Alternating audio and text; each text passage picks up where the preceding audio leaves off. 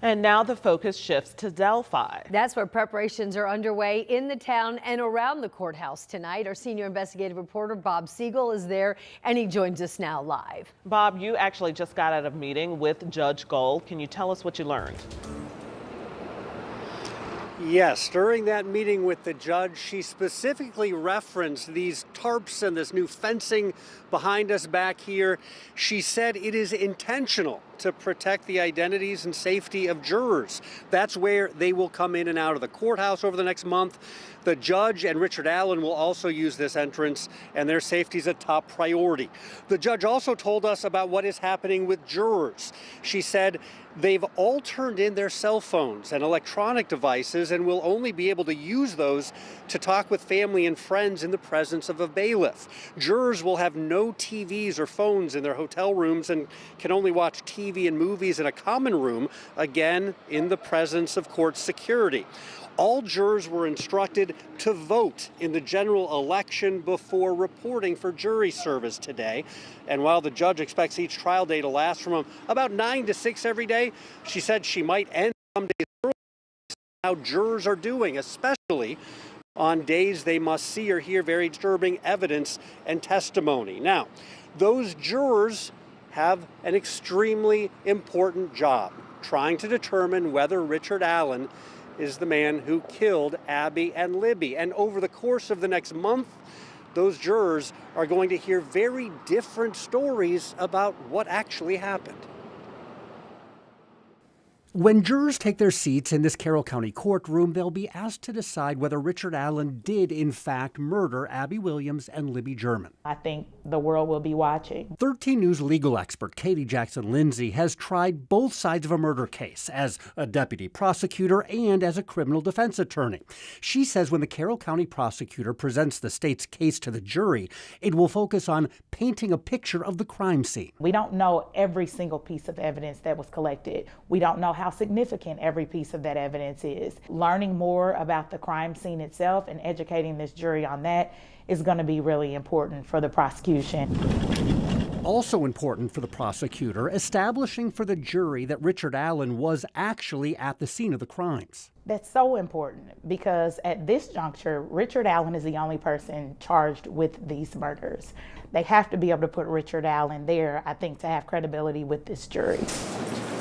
Allen denies having anything to do with the murders, but police say he did admit to being on the walking trails near the Monon High Bridge, not far from the crime scene, on the day of the murders, and the jury will hear that. And so the state's going to use that as a very burning piece of evidence to, first and foremost, at least put him in the area and give him opportunity. But on the other hand, that can also cut both ways, because if he truly committed these crimes, why would he admit that? We also expect the state to tell jurors about a bullet found at the crime scene.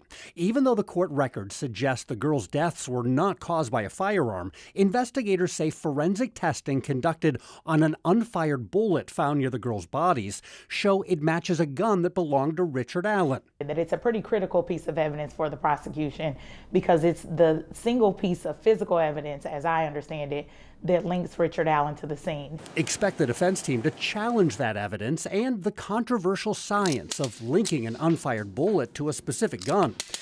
And when the state tells the jury that Richard Allen allegedly confessed to the murders while in prison, well, his defense team will push back on that too. As the state's presenting this evidence, we're going to watch the defense challenge every single one of these witnesses in cross-examination. She says cross-examination is when the defense team will try to undermine the credibility of police, how they investigated the murders, and how they singled out Allen. And the defense wants the jury to hear an alternative theory about the murders.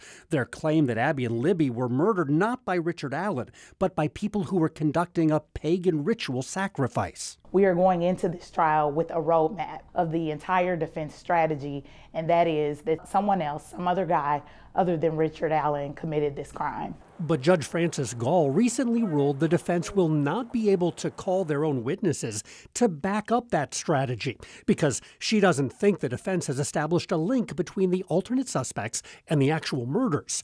But during the trial, the defense will again try to establish that link to get their evidence and witnesses heard. And also worth watching, the judge and the defense have both claimed the other is incompetent. Will they be able to set aside their animosity to ensure a fair trial? Even if it wasn't Richard Allen, someone did this. Someone has caused this horrific harm to these families. And so the idea of individual or personal tension, it just really increases the anxiety, and it makes it a harder trial for everyone. Make no mistake, the trial will be hard, especially for Abby and Liz's families and for Richard Allen's families. 13 News will be here with team coverage every day of the trial to bring you exactly what happens inside the courtroom. Also, we want to point out 13 Investigates just learned the expected cost for this trial just doubled. I'll have more on that coming up at 5:30. In Delphi, Bob Segall, 13 News. Bob, thank you so much. We'll check back with you in just a little bit. In the meantime, if you'd like to take a more in-depth look back at the case during our Delphi Murder Special on WTHR Plus, you can do so. It's airing at 7 o'clock tonight. WTHR Plus is free and available on Apple TV, Amazon Fire Stick, and Roku. Just search WTHR in your app store.